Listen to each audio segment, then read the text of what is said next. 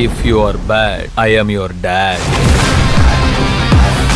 দক্ষিণ ভারতীয় সুপারস্টার ধানুষ ও তার স্ত্রী ঐশ্বরিয়া রজনীকান্তের 18 বছরের দীর্ঘ দাম্পত্য জীবন অবশেষে আনুষ্ঠানিকভাবে শেষ হলো। 27 নভেম্বর চেন্নাইয়ের পারিবারিক আদালতে বিচ্ছেদের সনদ হাতে পেলেন তারা। এবছরের শুরুতে তাদের আলাদা হওয়ার গুঞ্জন শুরু হলেও পরিবার ও ঘনিষ্ঠ মহলে বিষয়টি নিয়ে আলোচনা চলছিল। তবে এবার আনুষ্ঠানিকভাবে তাদের বিচ্ছেদ সম্পূর্ণ হলো। ধানুষ, যিনি জনপ্রিয় অভিনেতা, এবং রজনীকান্তের মেয়ে ঐশ্বরিয়ার সঙ্গে 2004 সালে মাত্র 21 ও 24 বছর বয়সে বিবাহ বন্ধনে আবদ্ধ হন। তাদের দুটি সন্তানও রয়েছে, ইয়াত্রা ও লিঙ্গা।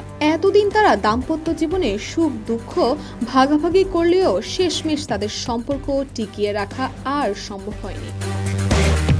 2022 সালে ধানুষ প্রথম টুইটারে বিচ্ছেদের কথা জানান। তিনি লিখেছেন, 18 বছরের এই যাত্রায় আমরা বন্ধু, অভিভাবক এবং একে অপরের শুভাকাঙ্ক্ষী হিসাবে ছিলাম। তবে আমরা সিদ্ধান্ত নিয়েছি আলাদা হওয়ার।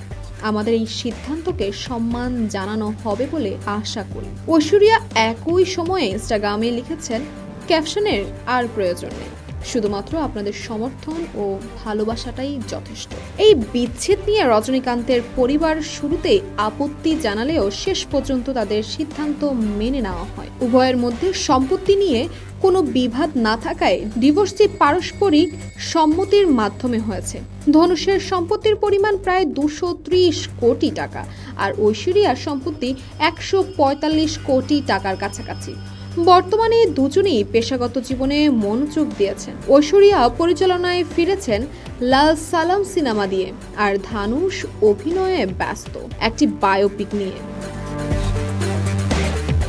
তাসফিয়া তাবাসসুম, এই সময়ে।